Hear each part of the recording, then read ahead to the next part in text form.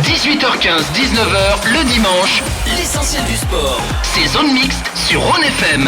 En football, Kevin Fickencher nous fait le plaisir de sa présence pour cette première partie d'émission. Gardien de but du FC Sion durant 15 ans, le Valaisan vient de terminer sa carrière par une dernière saison et un ultime match hier avec les M21.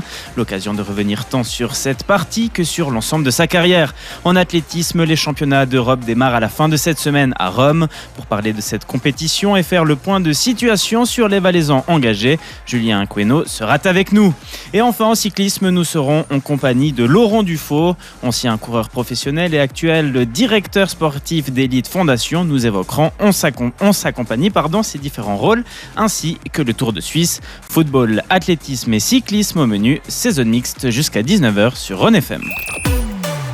Et place donc au football pour cette première partie d'émission. Comme je viens de le dire, Kevin Fickencher est avec nous. Kevin Fickencher, bonjour. Bonjour.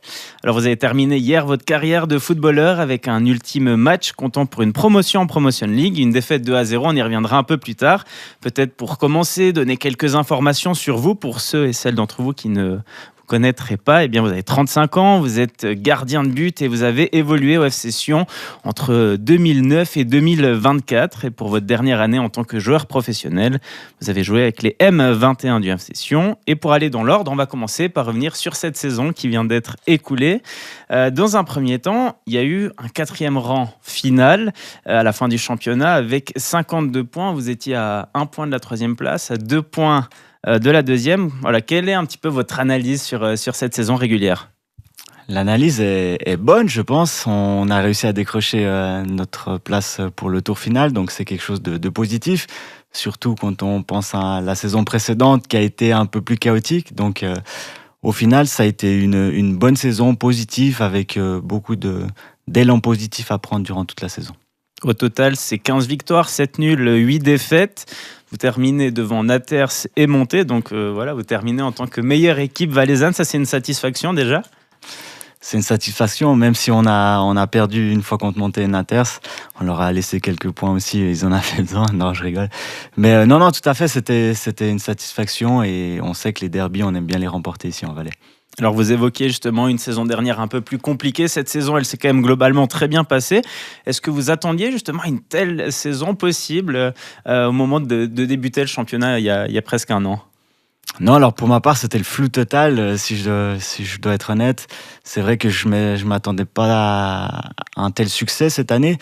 J'ai eu écho un petit peu des années précédentes où ça a été plus ou moins compliqué, où voilà, il a fallu lutter jusqu'au bout pour se maintenir dans la ligue. Et cette année, c'est vrai que c'était que du positif, vraiment surpris en bien. J'ai pu connaître un petit peu notre future relève au FC Sion, avec d'excellents jeunes aussi. Et voilà, d'avoir pu les côtoyer, c'était pour moi aussi un honneur. Donc, très belle année. Alors contre les 3 premiers, à savoir dans l'ordre Grand Saconnet, Yverdon et Vevey, c'est plutôt un bon bilan, 2 victoires, 3 nuls, 1 seule défaite. Qu'est-ce qui fait que voilà, contre les meilleurs de ce championnat, vous avez réussi à chaque fois à être là, à répondre présent ? Parce que c'est un groupe qui a du caractère, qui a au fil des mois su grandir, su s'imposer. Il y a une progression qui a été énorme du côté des jeunes et ça s'est ressenti tout au long de ce fil de ce championnat. Et c'est vrai que ces matchs-là, on les a plutôt bien abordés. Et c'est pour moi pas une surprise d'avoir fini aussi bien classé au final. Et après une telle saison, avec justement de bons résultats contre les meilleurs, se dire on était à 2 points de la 2e place. Maintenant qu'il y a un petit peu de recul, c'est un peu de regret ou finalement non, voilà, la saison est quand même belle. La saison est belle, non, il n'y a aucun regret dans le sens où on a réussi à se qualifier pour les finales, encore une fois. Donc, qu'on finisse premier ou 4e comme on a pu le faire, à la fin, on était dans le chapeau final. Et voilà, le regret, c'est plus de s'être fait éliminer hier, surtout quand on repense un petit peu à la philosophie du match. Il y avait de quoi faire et ça, c'est un petit peu plus rageant. Mais le classement final dans le championnat, pour moi, c'est une fierté d'avoir pu réussir ça. Alors vous évoquez ce tour final, transition toute trouvée, vous avez affronté Scheutz, si ma prononciation est bien, ce mercredi à domicile, puis hier dans le canton de Lucerne sur leur pelouse. Alors vous avez fait nul, 1 partout à l'aller, vous avez perdu 2-0 hier, donc vous ne verrez pas la Promotion League la saison prochaine, mais comment se sont déroulées un petit peu ces 2 rencontres ? Ça a été deux rencontres très enrichissantes, je pense, pour nos jeunes. C'est vrai que la plupart d'entre eux, c'était leur première finale aussi dans leur jeune carrière, donc c'est quelque chose de positif. Et pour dire qu'on a affronté la meilleure équipe en Suisse de Première Ligue classique, on n'avait rien à leur envier. À la fin, il nous a manqué un petit peu de force. On a eu, pour moi, 2 petites blessures importante avec nos 2 attaquants phares de ce championnat qui ont dû sortir prématurément le premier match et dans le deuxième match aussi du coup il n'a pas pu jouer et Thibaut Constantin aussi qui a joué ce deuxième match mais qui était blessé aussi, donc ça a joué beaucoup dans la balance au final. Mais voilà, dans l'ensemble, on a tenu tête à cette équipe de Schotz et en voyant leur réaction à la fin du match et leur satisfaction d'avoir passé contre nous, on leur a vu qu'on leur a créé des difficultés. Ouais, vous êtes donné aussi la chance de croire jusqu'au bout, puisque à domicile, dans le temps additionnel, c'est là que vous avez égalisé. Ça a permis de garder l'espoir jusqu'au bout du bout. Ouais, à l'image un petit peu de cette équipe, on n'a jamais lâché, quoi qu'il se passait, on a toujours cru en nous jusqu'au bout. Et voilà, dans ce premier match, on a été poussé un peu par nos supporters aussi qui se sont déplacés, et ça c'était chouette. Je pense que les 21 étaient contents de voir du monde, et voilà, on a arraché ce nul. Malheureusement, ça n'aura pas suffi, mais c'est vrai qu'on s'est déplacé confiant dans ce déplacement d'hier. Et terminer sa carrière de joueur avec un match à enjeu, c'est tout ce qu'on peut rêver en tant que footballeur.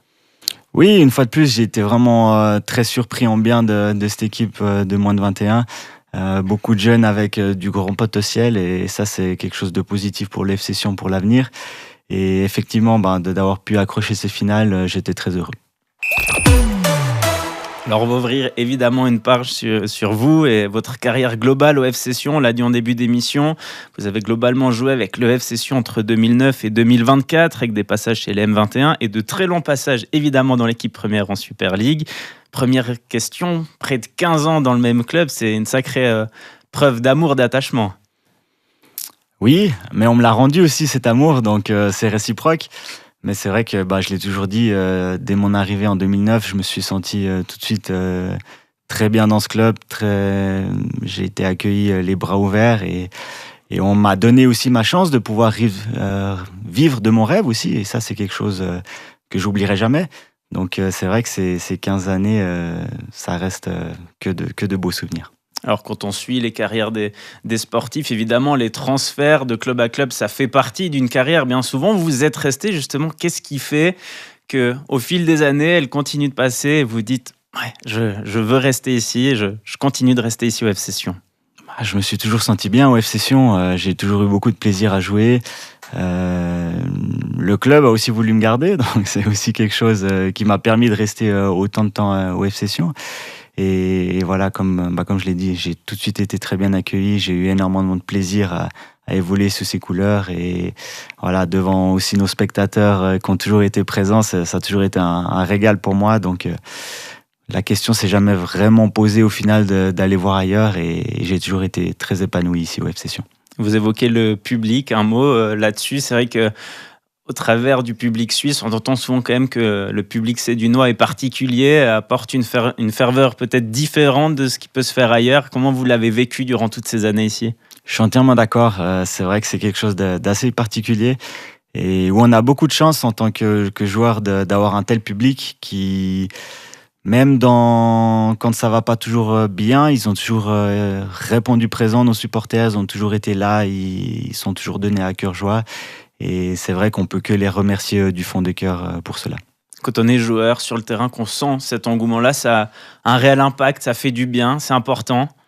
C'est extrêmement important et ça donne envie à chaque fois de se surpasser. Ça, c'est quelque chose de très clair et c'est pour cela que voilà, j'ai aussi eu envie de me surpasser à chaque fois. C'est aussi pour essayer de leur rendre un minimum de soutien, de remerciement par rapport à tout ce qu'ils font pour nous aussi, nos supporters. Alors 15 ans, FC Sion, j'imagine que des souvenirs, vous en avez plein, là comme ça, un souvenir qui vous a marqué durant ces 15 dernières années ici au FC Sion. Ouais, j'ai eu la chance de participer à une Coupe de Suisse en 2011, donc ça c'était évidemment quelque chose de formidable. Mais il y a aussi des souvenirs mémorables aussi. J'ai le souvenir d'un dernier match de championnat à Tourbillon contre Bâle où on est obligé de gagner pour se sauver. Et on remporte ce match 4-0 alors que tout le monde nous voyait déjà enterrés. Et ça, c'est des moments qui sont aussi extraordinaires à vivre. Donc, mais comme vous l'avez dit, il y en a tellement que c'est difficile à choisir. Vous avez plus ou moins tout connu ou presque, une victoire en Coupe de Suisse, la première finale perdue en Coupe de Suisse aussi, des relégations, des saisons qui se sont bien mieux passées. Il y a vraiment eu beaucoup de choses. Mais la Coupe de Suisse, on le sait, au FC Sion, c'est quelque chose d'extrêmement important. Qu'est-ce que ça représentait en 2011 quand là vous soulevez ce trophée ? Sincèrement, j'étais encore assez jeune et je m'attendais pas à tout ça. Et je me suis pris une vague de bonheur dans la tronche et c'était extraordinaire à vivre, de pouvoir vivre ça de l'intérieur, de voir un tel bonheur, les gens tellement contents de cette victoire, la fête à la Planta et toutes ces choses qui vont avec. C'était des choses où c'est difficile des fois de mettre des mots dessus tellement c'est fort en émotion, donc c'était quelque chose d'incroyable. Et puis, il y a eu aussi cette première défaite en 2017, première défaite en Coupe de Suisse. Ça a été un moment difficile à vivre après une série qui était aussi impressionnante que celle qu'elle a été. Très, très difficile à vivre, c'est vrai. Voilà, on passe des joies et du bonheur pur à un grand vide aussi, il faut le dire, une énorme désillusion. Et ça a été quelque chose de pas facile aussi à digérer. Il a fallu le digérer parce que la vie continue et les championnats continuaient leur chemin. Mais c'est vrai que ça a été un grand vide et une petite cicatrice qui restera quand même gravée à vie aussi. Et puis peut-être une anecdote qui vous viendrait comme ça, que vous avez vécu sur ces 15 dernières années, que vous voudriez nous partager. C'est difficile à dire au niveau des anecdotes. Non, c'est plutôt des souvenirs incroyables. J'ai aussi en mémoire ce parcours européen qu'on a fait, où on a été chercher un match nul à Liverpool. C'est des choses incroyables où quand t'es gamin, tu regardes ça à la télé et tout d'un coup, tu te retrouves dans le stade. C'est des choses magnifiques et ouais, c'est vraiment des beaux souvenirs que j'ai en moi. Vous évoquez ce parcours européen, ça fait quoi d'être comme ça à Anfield, dans un stade connu mythique par ses supporters ? Ouais, c'est magnifique et en plus on fait un partout avec Asifoua qui égalise là-bas. Quand j'y repense, c'est comme si c'était hier, donc tellement c'est fort en émotion, tellement c'est des moments magiques. Et puis quand t'es gamin, tu vois ces matchs à la télé, tu rêves, t'as les étoiles dans les yeux, et tout d'un coup t'es là au milieu de cette équipe de Liverpool avec ces grands stars de l'époque, et voilà, tu vis ton rêve à fond et puis tu profites tout simplement. Et puis dernièrement, votre fin de carrière s'est rapprochée. Il y a eu un hommage qui vous a été fait au FC Sion. Comment vous l'avez vécu ce moment-là ? C'est un moment émouvant où j'ai dû me retenir pour pas lâcher une petite larmichette. C'est vrai que c'est plus de 15 ans dans ce club, c'est quelque chose qui tient à cœur, où je peux que remercier d'abord la famille Constantin pour toutes ces années, le club en lui-même et comme je l'ai dit, ses supporters qui ont toujours été derrière le club, derrière moi à fond, et ça c'est quelque chose qui touche en tout cas. Et puis la saison dernière, on le sait, le FC Sion a vécu une saison compliquée, a été relégué. Alors cette saison, vous étiez avec les M21, mais vous avez certainement suivi ce périple du FC Sion qui remonte la saison prochaine en Super League. Partir à ce moment-là avec le FC Sion qui retrouve l'élite, ça vous fait plaisir, c'est une bonne façon aussi de partir. Tout à fait, je pense que le FC Sion a sa place en Super League, est un club de Super League, il faut se le dire aussi clairement. Après, on a subi cette relégation aussi logique. Des fois, j'ai envie de dire, c'est les choses qui arrivent et c'est comme ça. Mais je reste persuadé que le FC Sion est un club de Super League. Donc, il a retrouvé sa place maintenant dans l'élite. C'est une bonne chose et ça a surtout été mérité. On pense que c'est facile de remonter direct en Super League, mais ça, c'est pas facile, je peux vous l'assurer. Et ce qu'ils ont fait cette saison, c'était tout juste magnifique. Alors une page se tourne aujourd'hui pour vous avec cette fin de carrière, une autre va s'ouvrir. Déjà peut-être question, quand on annonce la fin de sa carrière, est-ce que ça fait un moment qu'on y pense peut-être à la suite aussi pour pas être pris de court ? Oui, alors à un moment, ça fait un moment que j'y pense, effectivement. J'avais repris des études aussi il y a passablement d'années, donc pour me préparer à cela.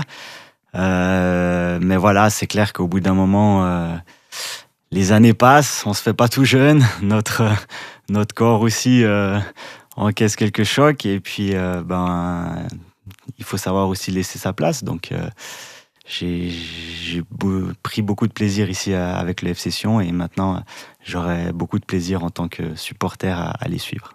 Et alors, la suite, pour vous, à quoi elle va ressembler avec un pied encore dans le monde du foot, j'imagine? Oui, alors j'ai pu aussi cette année entraîner les gardiens des moins de 15 ans du FC Sion, où j'ai pris énormément de plaisir, où j'ai pu les accompagner durant toute cette saison. Et ça, c'est aussi quelque chose de nouveau pour moi.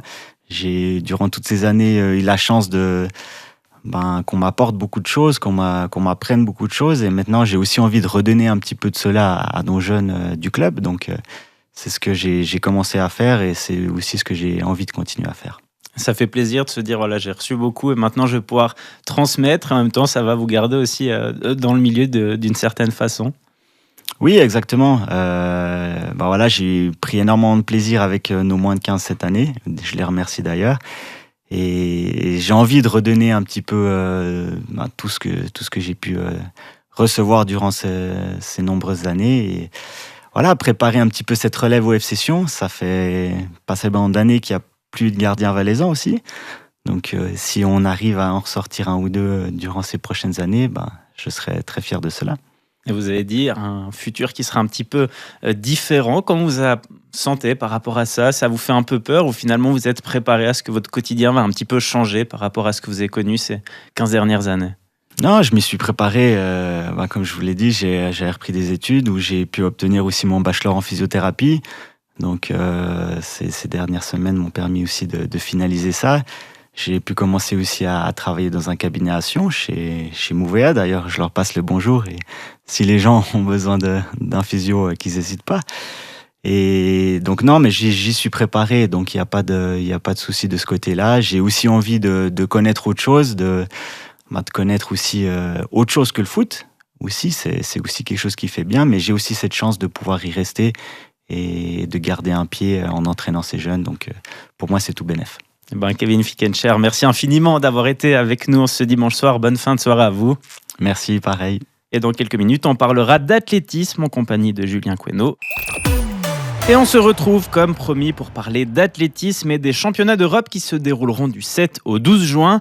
Et pour évoquer tout ça, j'ai le plaisir d'accueillir Julien Queneau, l'entraîneur du Sierrois Julien Bonvin, qui sera d'ailleurs du voyage en Italie.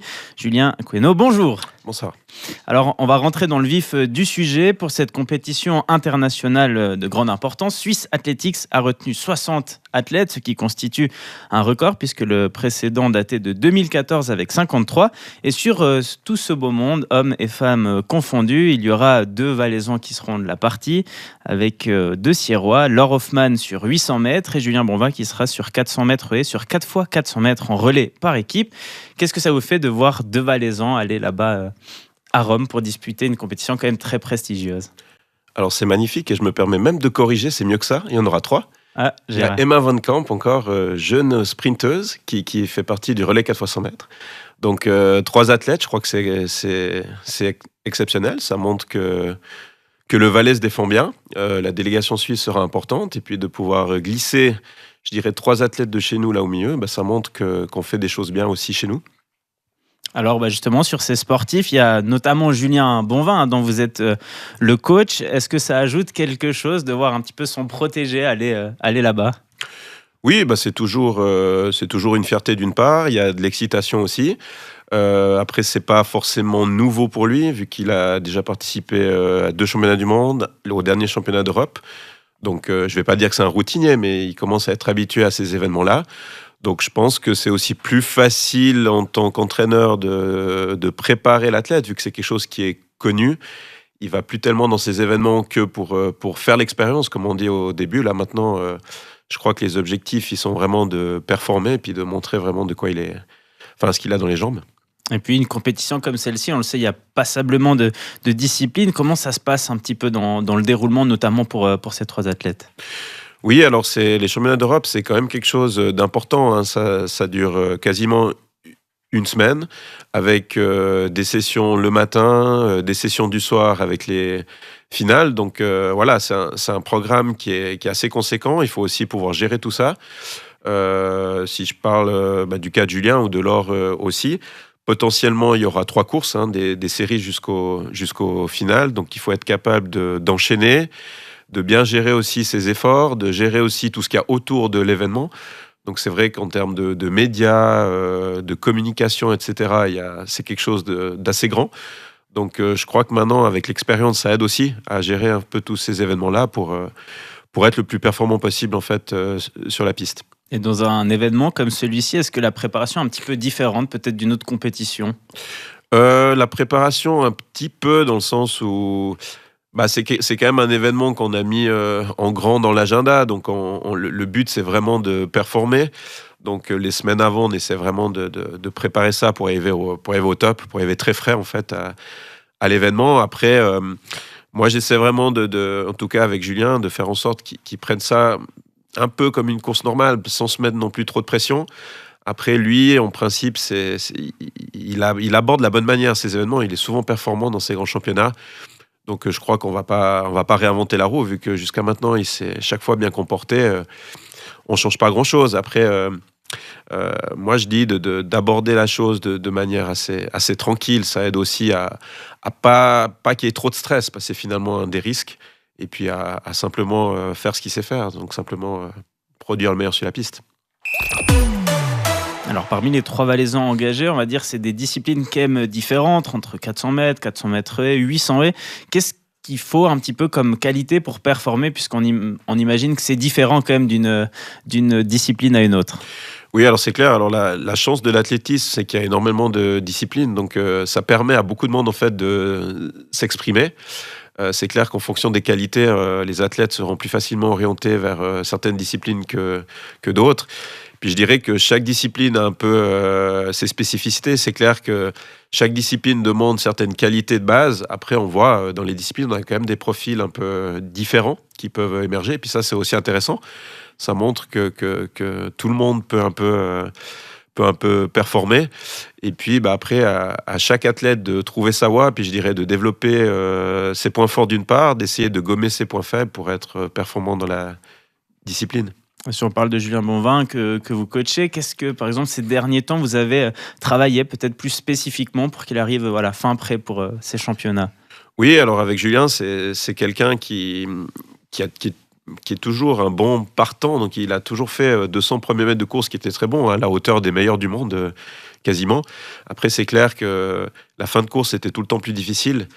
Donc on a beaucoup travaillé en fait son schéma de course. D'essayer d'être assez fluide pour être en fait plus fort sur les 200 derniers mètres, parce que l'analyse elle est assez claire. Il va pas pouvoir gagner énormément sur la première partie de course parce qu'il est déjà très bon. Par contre, je pense qu'il y a vraiment beaucoup à faire en fin de course, et on a vraiment mis l'accent là-dessus, tout en essayant d'optimiser ses points forts, d'être très agressif, d'oser. Je pense que ça c'est un peu son ADN et il faut que ça reste. Et puis j'espère que tout le travail qu'on a mis en place va payer déjà à Rome.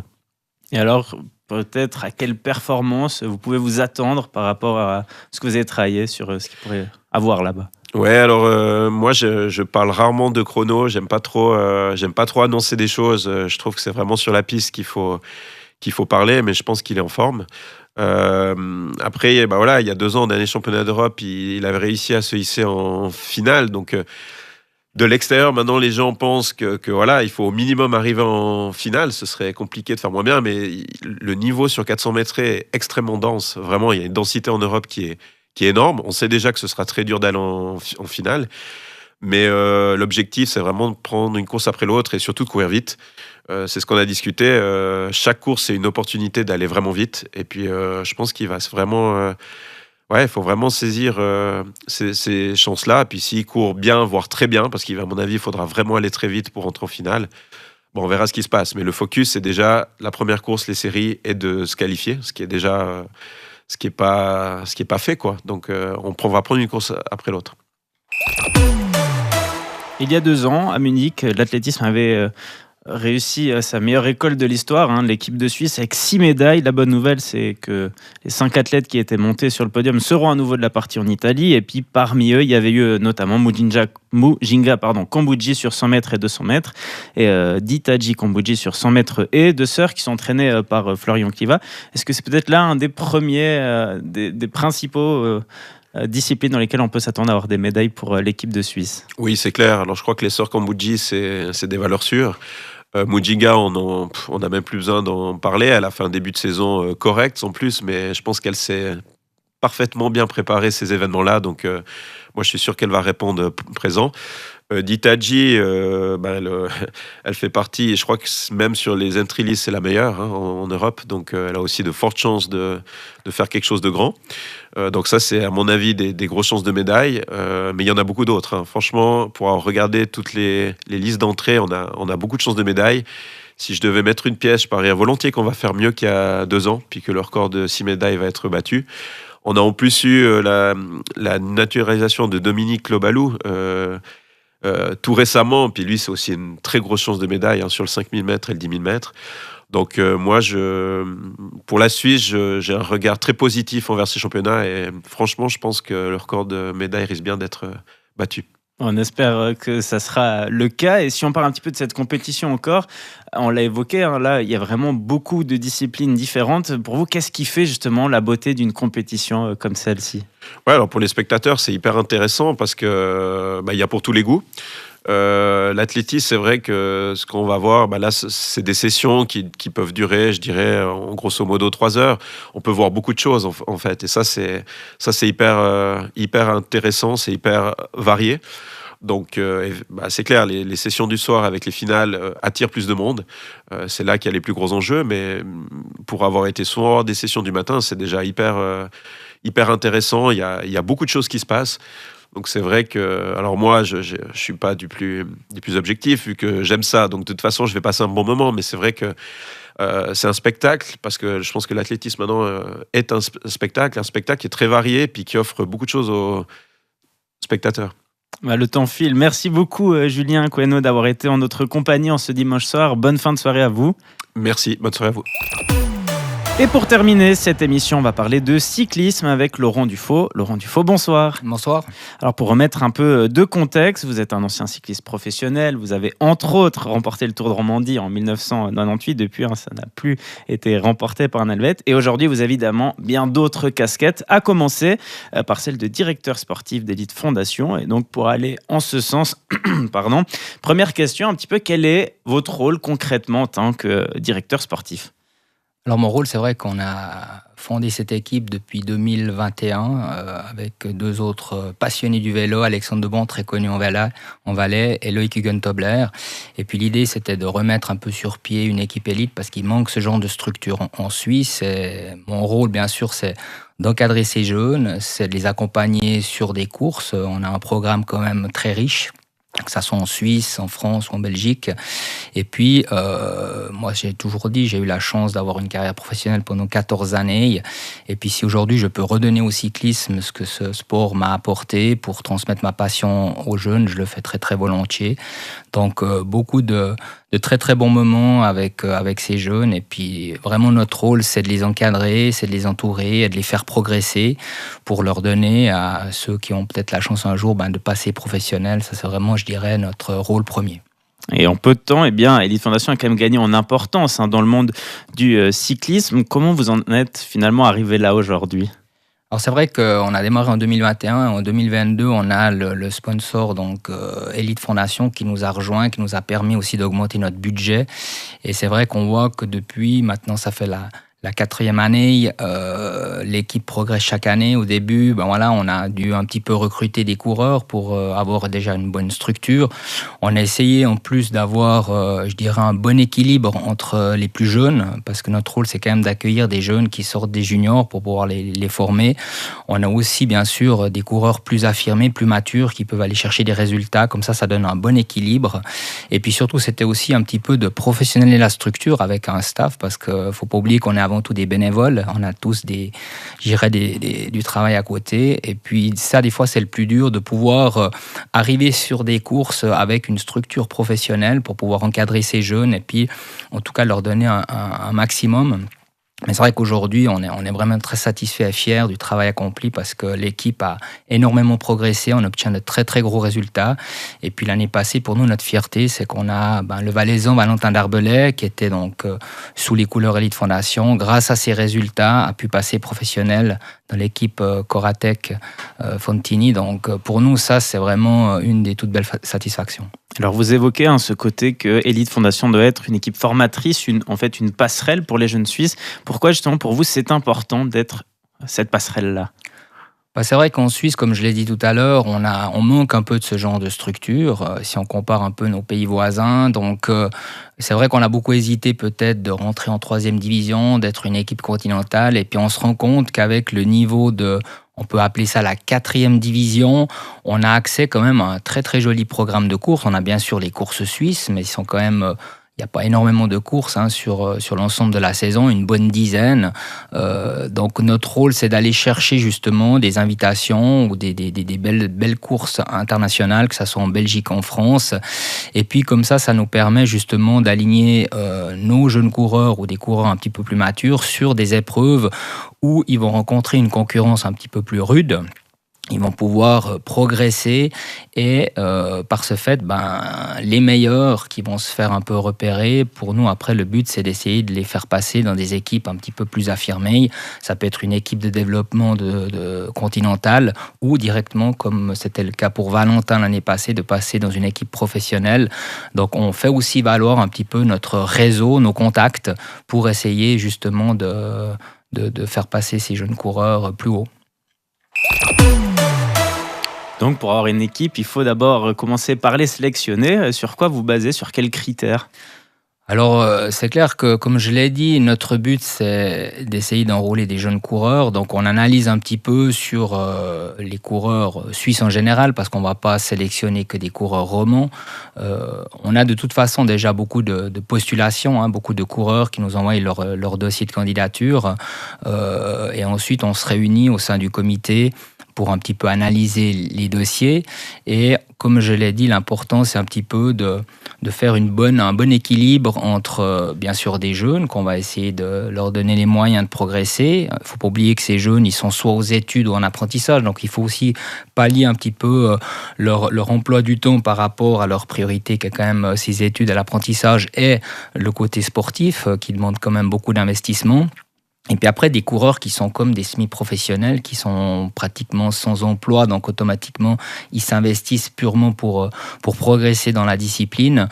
Et puis, on essaye bien sûr d'avoir aussi des coureurs qui sont capables d'être un petit peu les fers de lance, comme ça a été le cas cette année pour nous. On a recruté Antoine Eby, qui a fait le Tour de Romandie avec l'équipe de Suisse, qui va s'aligner même sur le Tour de Suisse prochainement.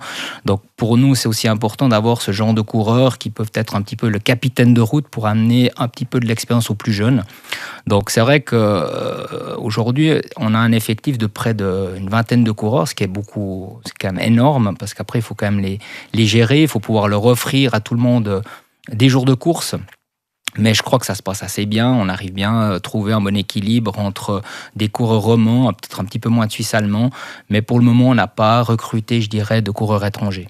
Alors vous parlez des coureurs romans, notamment les Valaisans. Est-ce que vous pourriez dire un petit mot justement sur les 4 Valaisans ? Alors c'est vrai qu'on a la chance d'avoir énormément de sponsors valaisans. Je crois que sans les sponsors, on ne ferait pas d'équipe. Je tiens à les remercier au passage, parce que c'est vrai que c'est tous les gens qui sont passionnés, qui s'investissent de nombreuses années, qui nous donnent aussi la possibilité de pouvoir encadrer dans les meilleures conditions les coureurs.